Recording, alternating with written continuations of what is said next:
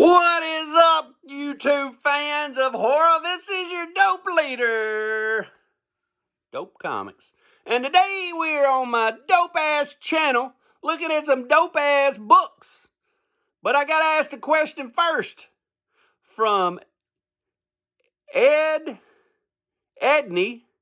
from Cleveland, Ohio, off IG. He writes just simple. Friday the 13th or Halloween? Well, Edney, let me tell you something. I love them both. I think I think Halloween's probably got the better story. And I think Halloween's a little bit more in depth. But if you like just a good titty slasher camping movie and a little nostalgia, it's hard to beat Friday the 13th. I think, Michael Myers is a little bit more scarier looking than Jason. I think Jason would win in a fight. I think Jason's a little bit more silly the way he keeps coming back to life and getting shocked by lightning and all the shit that happens to him. But, we don't watch Jason for a true story. We watch Jason for campers and titties and camping, So I'm going to go with Jason just because Jason has more titties, if I'm being honest. And I like Halloween, though. I like both. They're both better than Freddy Krueger, I'll tell you that. Where did all the titties go in horror movies? Today, you don't see no titties. You ever notice that? There's no titties in horror movies. And what is it? Don't matter if you're watching Friday the 13th, you're watching Halloween, you might be watching Texas Chainsaw Massacre, a good one came out this year on Netflix. No matter what horror movie you're watching, they put the dumbest motley crew together that you ever seen. Have you ever seen School Let Out and like a jock and a nerd and like some random gangbanger and some random whore and some random lesbian and some random nerd and some, none of them are going to hang out together? I don't mind a good whore or two.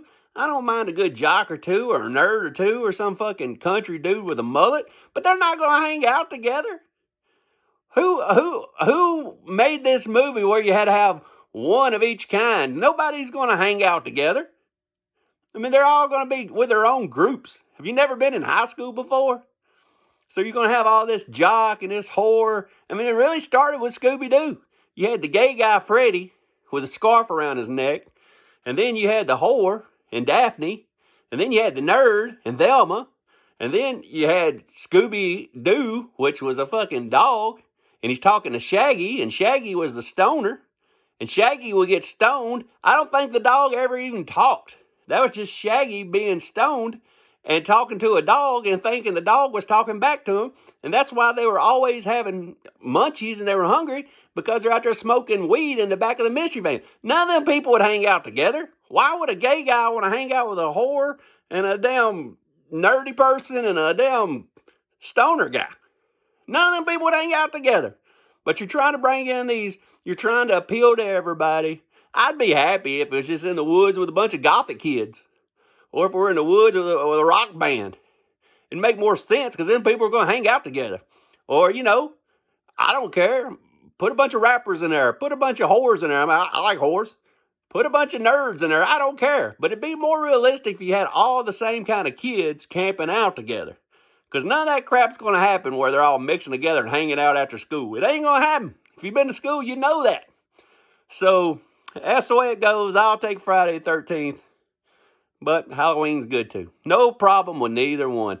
But anyway, what I'm here to talk about today, now that I'm getting off my soapbox and getting a little sidetracked, is everybody wants to talk about pre-code horror and how shocking it was back in the day and this and that. And I've been guilty of it myself. But if you really dig into it deep, pre-code horror wasn't really the bad thing to me. The bad thing, crime is 3 times worse than the horror. If you look at the covers of crime books, they're a lot worse. They're a lot more offensive. If my kid came home with a pre-code horror book, most of them are damn werewolves and zombies, and I wouldn't have that big a problem with it. I'd probably be a little happy. But if they came home with a crime book, them covers are a little offensive. So I'd be a little concerned. And today I'm going to show you examples of both, and you tell me what got everything and all in uproar and got the parents all mad and got the damn, code authority on everybody's ass. I think it was the crime. So let's just start out with some simple pre-code horror books. If your kid brought this home, it's like a classic cover. You got this swamp creature. You got this beautiful girl in a cone bra looking like she stole her bra from Madonna. But there ain't nothing wrong with this cover. If my kid brought that home, it'd be fine with me. You got the classic skull cover. You got the girl with the Sears bra on here. And she's like, oh my gosh, there's a skeleton man coming after me. What should I do with my puffy hair? But, nothing wrong with this eerie. Nothing here to get you banned. It's shit like you'd see on Scooby-Doo, right? Great book, by the way. Here's another beautiful book, Nightmare. Beautiful woman, some good girl art. We got a mummy with a dented up knife. Great book. Nothing offensive on there. And for my last pre-code horror book, before I start showing you what is offensive, something like this. It's just some strange mysteries. Got a beautiful lady getting attacked by some muck monsters. They're up in the muck. And this is some swamp terror right here. Swamp monsters all up in the muck. Trying to get them some creek bank poontang. So that's just to show you some good old pre-code horror. There ain't really wasn't nothing there offensive. But if you look at, what I call crime covers of the same time, this is a crime. To chop off your head, your wife's head, get her a casket for Christmas and chop off your wife's head, this might be a little offensive to some people. I mean, this ain't a wolf man. This is real deal. This could happen. You could have Earl go mad, been selling vacuum cleaners and his sales are down and he's freaking out. And he chops this bitch's head off because she's spending too much money. She's a gold digger. Earl ain't putting up with that shit. Earl is not playing. I'd feel pretty weird if my kid brought something home like this. Here's another crime thing. The Ku Klux Klan, they're going to beat this girl with a whip. I would say I'd be concerned if my kid brought that home. Or, here's some more violent crime. We got this here. This is Volta Horror, number 31. We got a dude with a sledgehammer back here in the rain. And he beat this dude's face to a pulp. There ain't nothing left. You see right there where his head used to be? Beat to a pulp. So, there's things to be concerned about. Got a few more examples here. My kid brought home something like this of a guy committing suicide. This is the stuff that made the pre-code ban go in effect. And to me, it's not pre-code horror. To me, it is crime. Here's a crime suspense stories. I'm just going to chop up somebody, put him in a bathtub, chop his ass up, chop, chop, mop, mop, wash the body, flop, flop. Look at the deranged look on his face as he looks at his axe. Look at this dude, motionless down here. If my kid brought this home, I'd be like, Eddie, where'd you get that? Where'd you get that at, boy? Where'd you get that at? Take that back. Get your 10 cents back.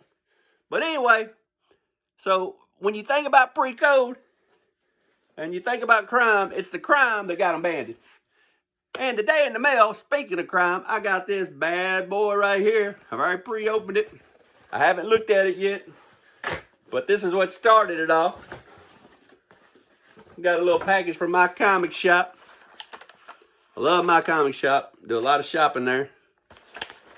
But this right here, we got a bonus. We got a little bonus footage here. And I thought I'd open this since we were talking a little violent crime, because this book is killer, if you know what I mean. So, if I was strong enough to break some damn scotch tape, I'd be in it already. I guess you could say they really know how to package up their stuff up there at my comic shop. So anyway, we're in it now. This is a beautiful book. This is Fight Against Crime, number 17. And a beautiful 3.0. You can see the back right there. And that guy's got a knife in his head because he's dead. And this girl here killed this dude, shoved a knife in his neck. And it said, I killed him, and I'm glad. You see that knife in his neck? Makes me happy. Happy I hated him. That's what she's saying right there. And then this guy says, too bad you're not going to stay happy, sister. He was my brother, and now I'm going to kill you. And he's about to push her in front of the subway. And she's already killed him with a damn butcher knife to the neck, and now he's about to get ran over by this subway. So see, crime back in the day was a lot more violent than some old, spring-coated horror. So, in my opinion,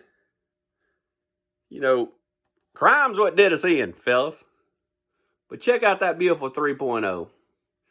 Stabbed in the neck bone. Freddy's dead. 3.0 from January of 54. The closer you get to 54, the crazier it gets. And that one's pretty crazy, if I do say so myself. So, until the next time, I am going to get off of here. Like that like button. Subscribe that subscribe button. If you got any questions you want me to answer on the show, leave them down below. And until the next time, I will see you again beneath the black sky.